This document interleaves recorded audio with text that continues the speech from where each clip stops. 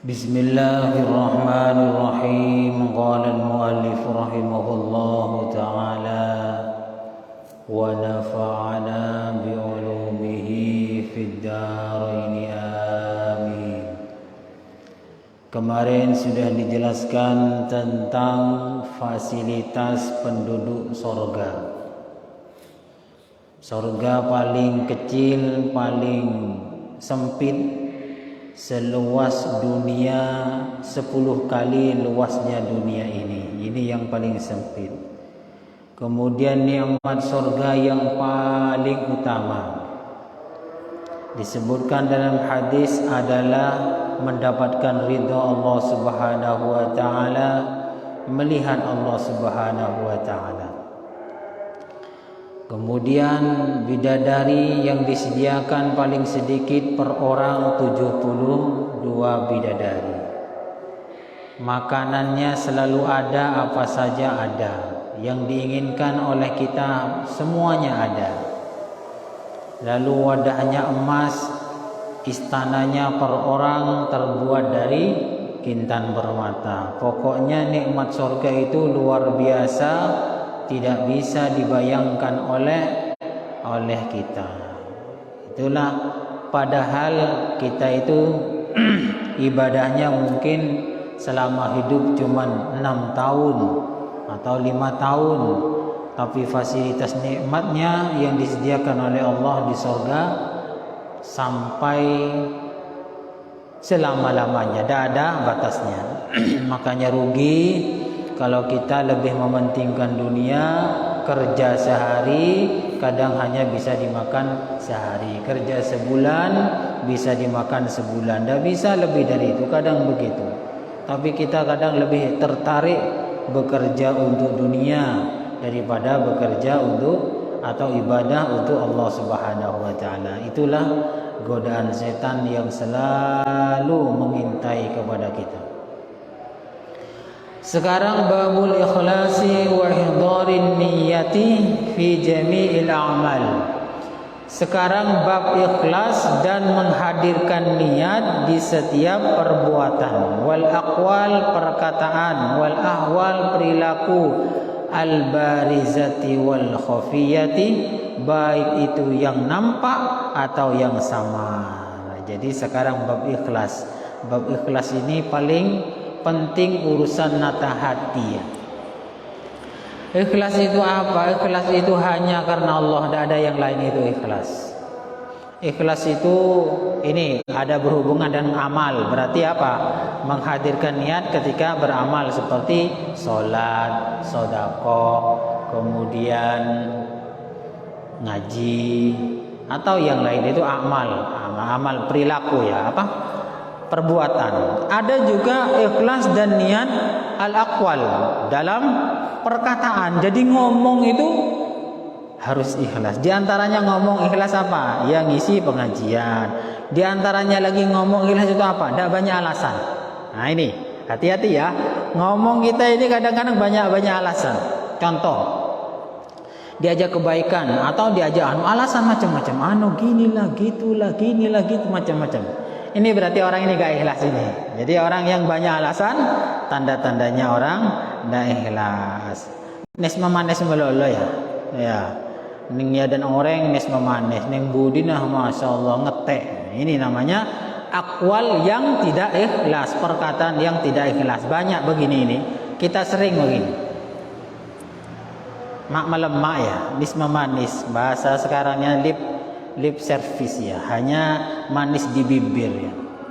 Itu tidak ikhlas ya kalau banyak alasan inilah itulah. Kalau amal yang ikhlas bagaimana? Lillahi ta'ala. Jadi sholat berjamaah lillahi ta'ala. Tidak ada perasaan begini. Ketika ada uzur, umpamanya sakit perut apa sebagaimana, tidak berjamaah. Hati kita ini tidak ada perasaan begini. Saya kalau tidak berjamaah nanti dinilai tidak istiqomah jamaahnya. Tidak ada perasaan begitu, tidak ada. Hati begitu tidak ada. Ini namanya ikhlas. Kalau masih ada hati seperti itu, berarti kita berjamaah di masjid itu kurang ikhlas. Jadi orang ikhlas itu bagaimana? Ya kalau lagi sempat berjamaah di masjid, kalau tidak sempat ada uzur apa atau ada niatan yang lebih baik umpamanya, ya tidak ada hati itu takut, tidak dikatakan tidak ikhlas, tidak ada takut, biasa aja.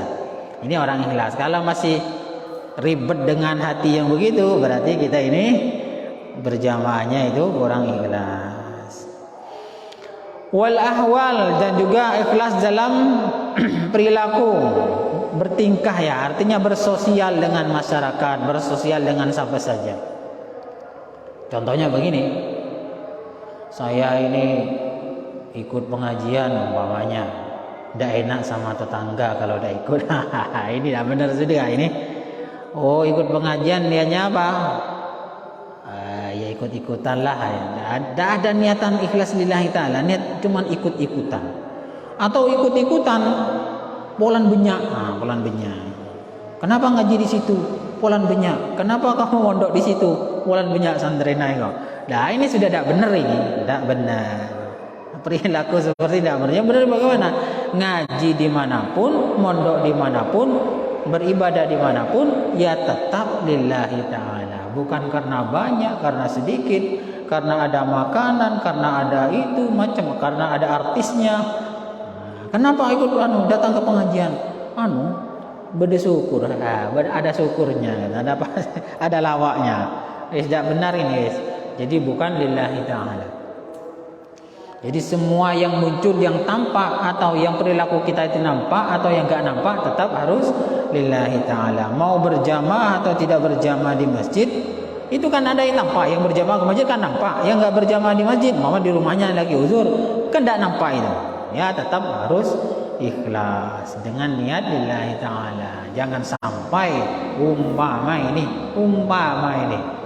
enggak datang ke pengajian karena sakit umpamanya atau ada uzur, kemudian ada perasaan nanti dikira sama orang tidak cakang pengajian. Wah, ini tidak ikhlas, ini berubah seperti itu. Ada juga ini berpakaian ya. Berpakaian juga ada ikhlasnya ya. Jangan dikira ada ikhlasnya. Contoh ya, orang yang ikhlas, betul-betul ikhlas. Jadi kalau sholat itu berusaha menggunakan pakaian yang terbaik yang dimiliki. Ini kelompok ikhlas, termasuk kelompok ikhlas. Jangan sampai dibalik ya. Ketika ibadah pakai pakaian yang jelek, Islam biasa-biasa. Mungkin ya ini nuan sewu, ya pakai kaos, pakai celana, dapati bener itu, dapati bagus. Nah, ketika ada undangan, hajatan atau rekreasi, pakaian yang bagus, perangkatnya banyak, ada lipstick, ada bengis, ada wadah, macam-macam. Kalau bukan untuk ibadah, ketika waktu ibadah pakaiannya biasa-biasa aja, yang jelek-jelek. Ini juga termasuk orang yang gak ikhlas ini. Karena apa? Karena hanya ingin dipuji oleh manusia dan ingin dipuji oleh Allah Ta'ala. Kan mestinya waktu sholat yang berpakaian rapi, paling baik pakaiannya itu dipakai. Jangan terbaliknya. Ini bagian dari menata hati. Ingat ya, pembahasan ini tidak menyinggung siapapun, Ini untuk memperbaiki diri kita semua. Tidak ada niatan untuk nyinggung ini, nyinggung itu, tidak ada. Ini sekarang memang waktunya bab ikhlas dan menghadirkan niat dalam segala hal. Perbuatan, perkataan, akhlak, perilaku bersama masyarakat itu harus niat dan ikhlas lillahi ta'ala. Oh, saya ikhlas, tapi dengar rodeng ya. Ya bohong itu, cerpak ya. Atau saya ikhlas. Makanya ya, kita ini ikhlas itu bukan di mulut tapi di hati. Baik yang adzan, yang imami, itu semuanya kalau ingin diterima oleh Allah ya harus ikhlas ya. Ngaji, yang ngajar, yang isi pengajian, semuanya itu kalau ingin diterima harus ikhlas, tidak kungkungan karena manusia. Loh, itu bagaimana itu pengajian kok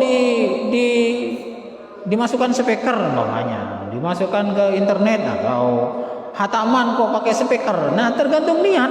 Nah, di sini makanya ada niatnya apa? Niatnya apa? Ngaji di speaker umpamanya, pengajian online disebarkan di video-video. Apa niatnya? Kalau niatnya ingin dipuji orang, ya tidak boleh, tidak dapat pahala. Tapi kalau niatnya pengajian online atau disebarkan melalui YouTube, itu niatnya nasrul ilmi, menyebarkan ilmunya Allah Ta'ala, ilmu agama, karena untuk biar syiar, ya itu yang memang diharuskan. Jadi ingat ya, jangan asal nuduh orang ya, kemudian ada pengajian atau ada azan, ada hataman pakai speaker langsung nuduh udah ikhlas. Jangan ya, jangan. Bisa jadi kita yang salah karena suudzon. Jadi walaupun ada pengajian Al-Quran dikeraskan di speaker, ya itu mungkin niatnya syiar, menyebarkan menyebarkan agama Islam, panji-panji Islam. Loh, kalau udah online sekarang bagaimana? Ya tidak apa-apa. Kalau online, ya tergantung niat. Kadang kiai itu, ulama atau ustaz itu di online kan di YouTube atau di Facebook, niatnya itu nasrul ilmi, menyebarkan agama, ilmu agama Islam. Kemudian biar isinya di online itu tidak maksiat saja. Kan banyak maksiat saja, buka aurat sudah berani, umur joget-joget, kemudian ini dan macam lah, segala macam maksiat itu pakai online. Ya, yang kebaikan-kebaikan jangan diam. Kalau diam maka masyarakat akan lebih banyak melakukan maksiat, karena yang dilihat, yang ditonton adalah maksiat saja. Ya, yang ustadz-ustadz harus tampil di online. Banyak itu pondok-pondok atau pengajian-pengajian itu online, banyak itu diletakkan di YouTube, di Facebook, termasuk di Sidogiri itu semuanya itu pengajian-pengajiannya itu di luar ya, bukan pengajian yang di pengasuh, di luar itu semuanya online.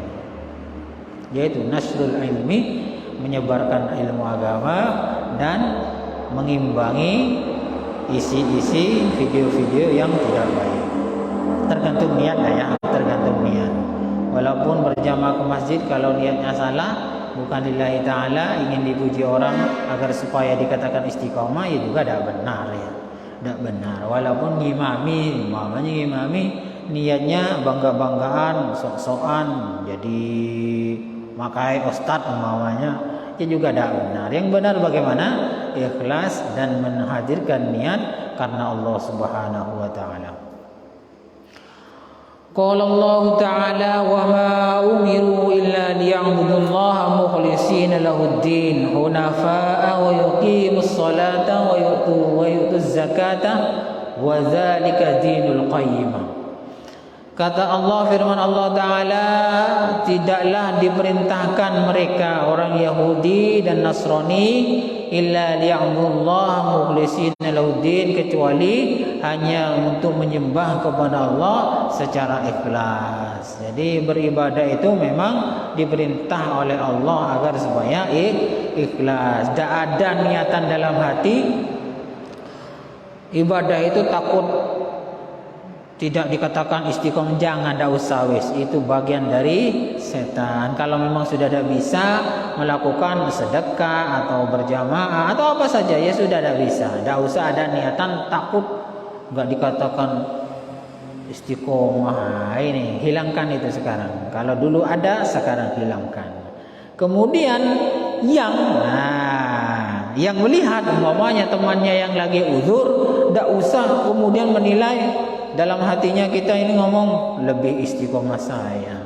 Dia itu sering gak ke masjid, gak berjamaah. Tidak usah ngomong begitu. Itu berarti juga bagian dari jebakan setan agar supaya kita ini ibadahnya bukan ikhlas kepada Allah, tapi ada iming-iming ingin dipuji oleh manusia. Ad-dina mukhlishina lahu-dina hunafa. Jadi di sini yang diperintahkan untuk ikhlas dalam beribadah, yaitu beribadah karena Allah, ikut kepada agama hunafa yang condong. Maksudnya condong itu begini. Jadi meninggalkan agama Yahudi dan Nasrani untuk menuju ke Islam, itu hunafa, miring kepada agama Islam. wa yuqimus salata wa yutuz zakata wa dzalika dinul qayyimah. Jadi perintahnya juga mendirikan salat dan melakukan zakat, mengeluarkan zakat. Begitulah agama yang kuat. Wa qala ta'ala la yanalallaha luhumuha wala dima'uha walakin yanaluhu taqwa minkum. Di sini Allah juga berfirman, ini perhatikan baik-baik ya, biar menata niat dan ini tidak menyinggung siapa-siapa ya. Kebetulan aja memang babnya. Allah Ta'ala berfirman tidak akan sampai kepada Allah. Apanya yang tidak sampai? Ketika kita berkorban ya, berkorban. Tidak akan sampai kepada Allah dagingnya, darahnya, tidak. Tapi apa? Walakin yanaluhu taqwa minkum, yang sampai kepada Allah adalah takwanya. Jadi kurban banyak atau sedikit itu bukan urusannya. Tidak jadi hitungan kepada Allah ya. Nah, ini yang ngasih korban harus ikhlas, yang menerima korban juga harus ikhlas. Jadi ketika kurban itu tidak melihat banyaknya sapinya, kambingnya, enggak. Allah tidak pandang itu.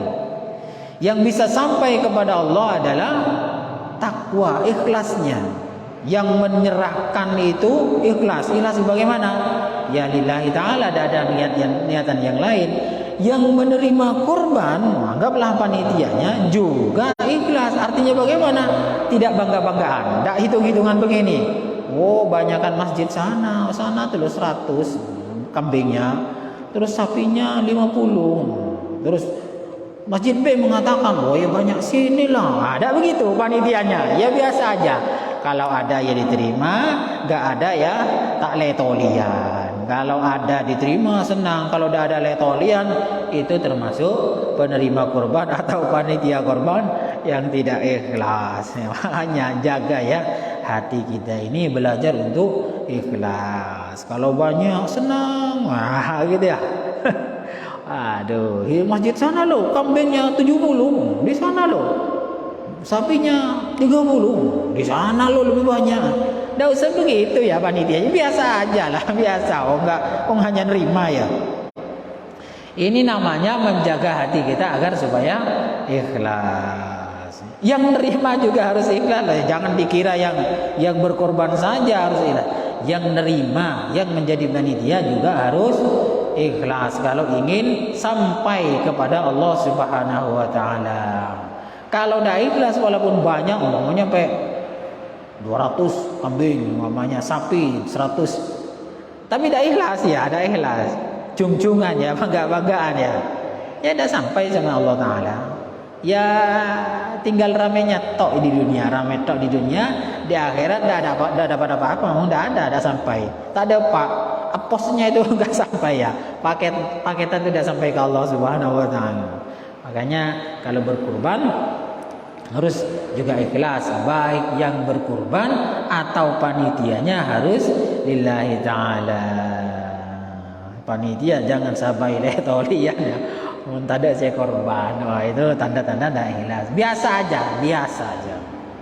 Yang penting lillahi ta'ala. Jadi Allah Ta'ala itu lebih suka sedikit tapi ikhlas. Walaupun banyak, kalau tidak ikhlas Allah Ta'ala itu tidak suka. Seperti juga di Habil dan Qabil itu kan, si Qabil berkurban, Habil juga berkurban. Tapi yang diterima oleh Allah adalah korbannya Habil adiknya.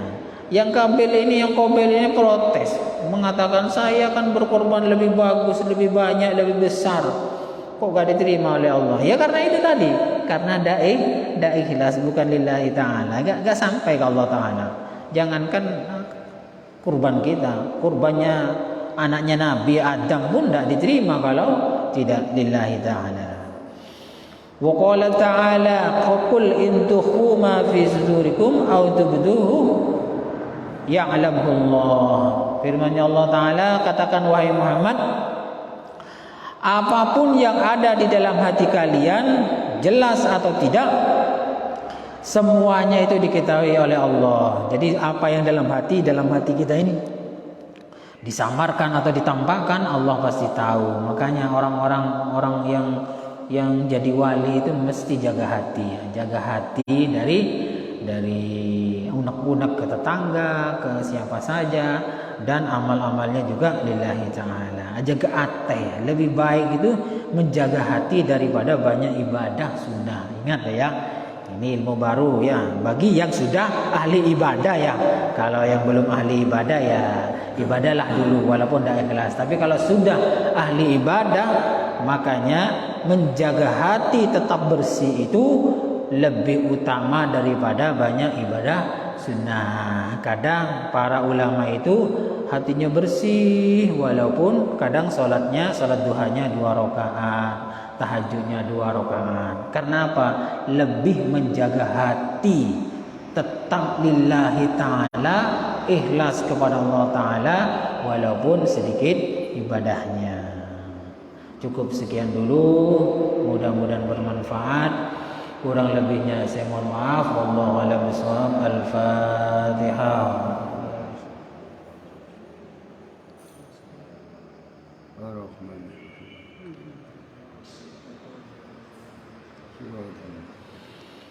Assalamualaikum warahmatullahi wabarakatuh.